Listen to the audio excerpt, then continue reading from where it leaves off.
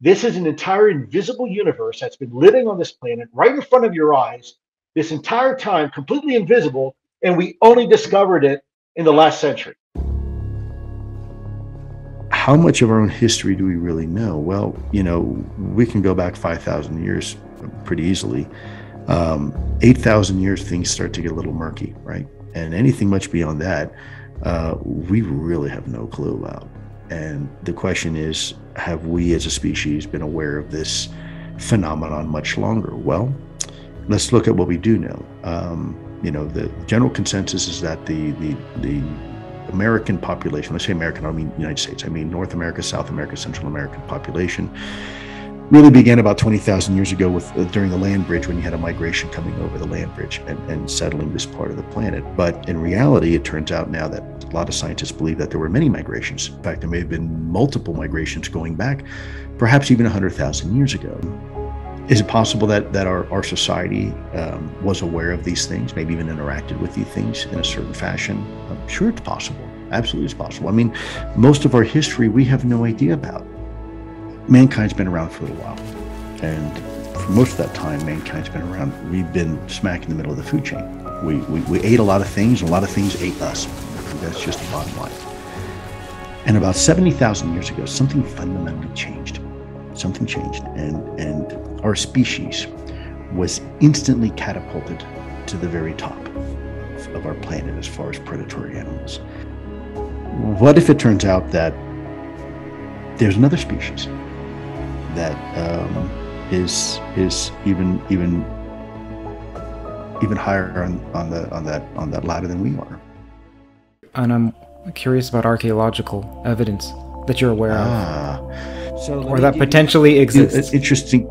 Yeah. So let me give you a real world example. And I'm not going to either refute or defend it. But again, I live here in Wyoming, and there is a legend here called the Little People of the Peori Mountains. And for generations, the indigenous people have reported what appeared to be this fearsome pygmy warrior tribe of humanoid type creatures that lived in the mountains. And for many, many, many years, it was completely considered a myth.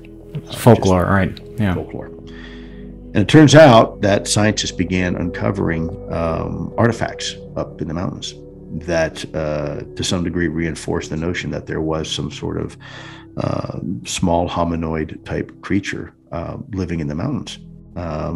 They found small tools. They found, small bones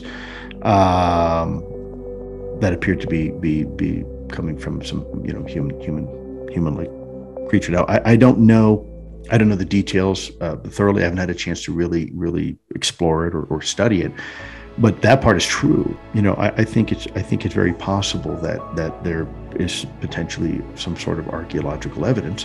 The question is, would we recognize it if we saw it?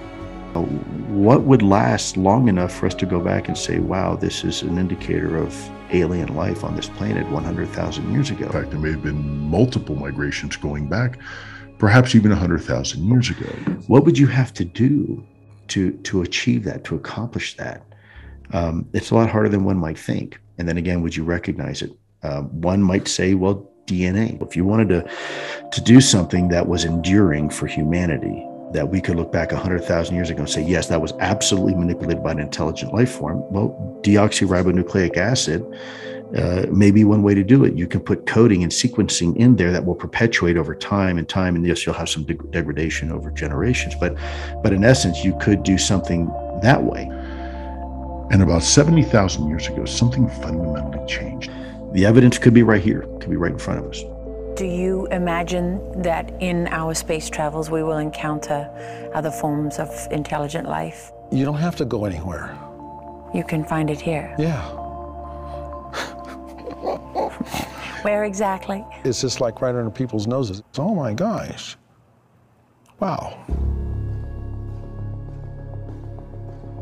Is there any evidence that these X can shapeshift, can look like other humans or other creatures? I don't know, but I'll tell you, mimicry is something that is common in nature, and it's even common in what we do. We can go to the panda exhibit in the zoo in China. The zookeepers are required to wear a panda suit, a big furry teddy bear suit. Interesting. Yeah, they do that. So when they go into the enclosure to clean up the enclosure or whatnot, provide food, they don't disrupt the local panda population as least as possible. I had the great honor and privilege of speaking with some people from the First Nations of Saskatchewan, Indigenous people. These are individuals who are fiercely proud, have an incredible heritage, nearly 10,000 years of oral tradition, okay, in this continent. In this continent. I was asked by someone there, he says, I want to ask you a question, Lou. Have you ever seen Sasquatch? I said, sir, I've never seen Sasquatch. And he said, well, that's good, because from my people's perspective, Sasquatch is a spirit that protects our women and children.